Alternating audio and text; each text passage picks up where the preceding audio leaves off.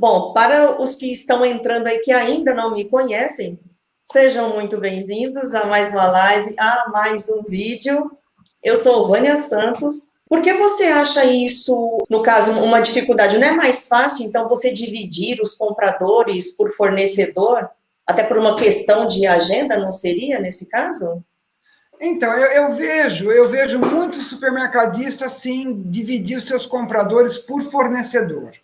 Porque não quer que o fornecedor pegue um fornecedor de uma grande empresa que tem linhas em mercearia seca, mercearia salgada e a parte refrigerada, por exemplo. O supermercadista não quer que o vendedor fique lá horas e horas e horas para falar com 2, 3 compradores e reúne tudo num comprador só. Na minha modesta visão, eu acho isso um erro. E eu vou lhe explicar por quê. Como que eu vou poder dar a base de comparação para esse comprador, se ele está no caminho certo ou não, se eu não puder comparar o trabalho com ele, se eu não puder comparar o trabalho que ele faz?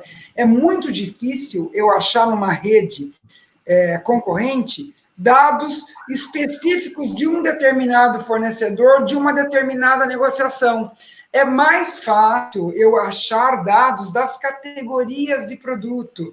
Por isso que eu sugiro para o supermercadista eleger os seus compradores nas categorias. Então, comprador de limpeza, comprador de perfumaria, comprador de bebida, de mercearia. Por quê?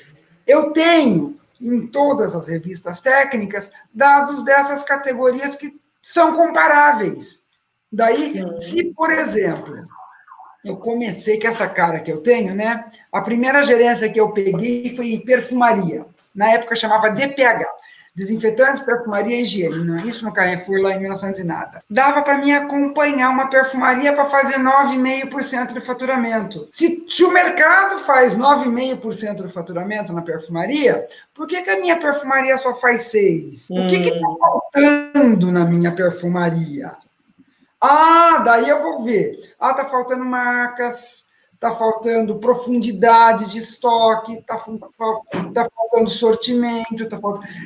Você entendeu por que eu acho que tem que ser por categoria? Entendi, agora, você tem um norte. Se eu falar, o fornecedor X, eu não sei se está sendo bom para mim. Como que eu vou comparar o fornecedor X com o mercado? Legal, muito bom.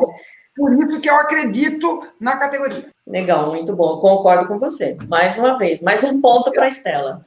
Obrigada. Bom, e como é possível montar um plano de incentivo, então? Vamos pensar nos matemáticos, vamos pensar nos fatores matemáticos, que eu acho que fica muito mais simples da gente falar e das pessoas entenderem.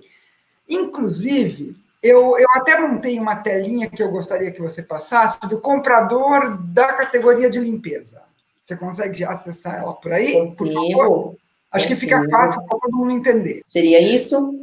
Isso mesmo. Olha lá. O que a gente vai ter aí? Tem todos os fatores matemáticos principais para um comprador. Então, você vai ter aí, olha, o volume de vendas, o volume de compra. Do resultado do volume de compra e do volume de venda, tem um número chamado compra e venda. O que é esse compra e venda? O compra e venda é o limite máximo onde o comprador pode chegar para não onerar o fluxo de caixa da empresa. Tem outras técnicas para isso. Mas, se o comprador conseguir se manter aí na base de 68%, 70%, ele não vai onerar o caixa da empresa, porque funciona assim.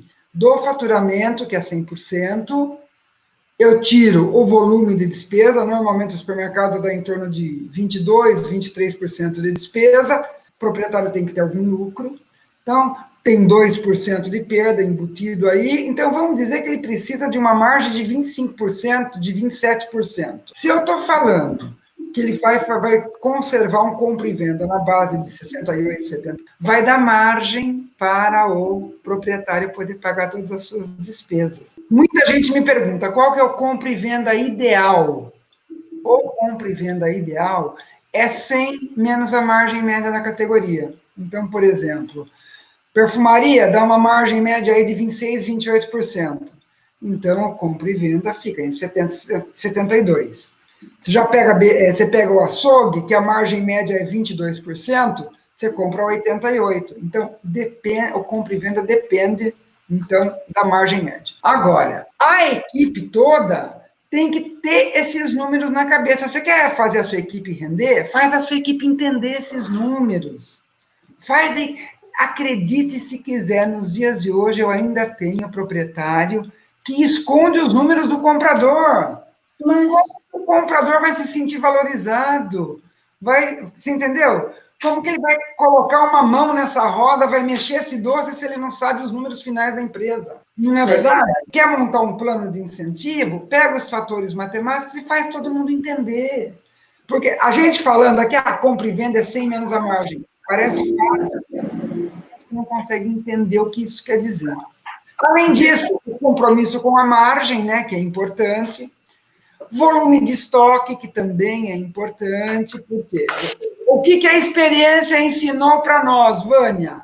Estoque alto é sinônimo de perda. E a perda em cima do quê? A perda em cima de estoques elevados, porque daí fica aquele estoque bagunçado, o repositor, para alcançar uma caixa, ele pisa em cima da outra, acaba estragando o produto. Com certeza. Eu perco o controle da data de validade, o produto expira dentro do estoque. Então, estoque tem que estar, sim, controlado. Tem uma conta fácil que a gente faz, que é a cobertura de estoque, que aí eu coloquei como dias de estoque. Embora hoje a cobertura de estoque ela esteja mais elástica em função da pandemia, então, o que a gente observou nesses últimos 3 meses? Quando a pandemia começou a agravar, quando o isolamento começou a realmente entrar na cabeça das pessoas e as pessoas ficarem em casa, elas começaram a consumir mais. Então, eu também não posso gerar ruptura, eu tenho que comprar mais, eu tenho que deixar mais mercadoria à disposição do cliente. Então, esse número aí de cobertura de estoque, ele ficou mais elástico. E sem dizer que o pior pesadelo do supermercadista é você ter o cliente na loja e o cliente não conseguir comprar porque não achou o produto, né? Verdade. Tem que ser maior. Um outro negócio que é muito importante para você incentivar o seu comprador e a sua equipe de uma maneira em geral é o controle das quebras. Você entendeu? A quebra de estoque ela é muito alta e ela é muito severa. Então, a gente tem um número médio aí de quebra que foi levantado num estudo pela Fundação Instituto de Administração da USP, né, uma da ECA, do Instituto de Administração da USP, que fala que a perda no mercado brasileiro gira em torno de 1,82%. Verdade. Só que esse número, a base desse número, foi feito através de empresas que têm muitos processos estabelecidos e muitos controles estabelecidos. Lá no grande, dá 2%. Talvez na minha realidade de pequeno, de média rede, esse número possa ser maior. Então, observar muito bem esse volume de quebra em dinheiro e pega esse dinheiro, divide pelo faturamento, daí um número percentual. Agora, um negócio que o seu comprador pode brilhar. O comprador brilha, os olhos do supermercadista brilham, só não brilham os olhos do fornecedor. Nós estamos falando aqui das verbas e benefícios de compra, que eu chamei aí simplesmente de bonificação. Porque comprador parece que está sempre com o pires na mão pedindo, né? É isso. Até a próxima, então. Fiquem com Deus. Tchau. Tá bom? Muito obrigado a todos que tiveram paciência de nos ouvir até agora. Obrigada, viu, Estela, mais uma vez. E obrigada por tudo mesmo. Eu te agradeço muito. Um beijo. Tchau, Tchau, tchau, gente. Tchau.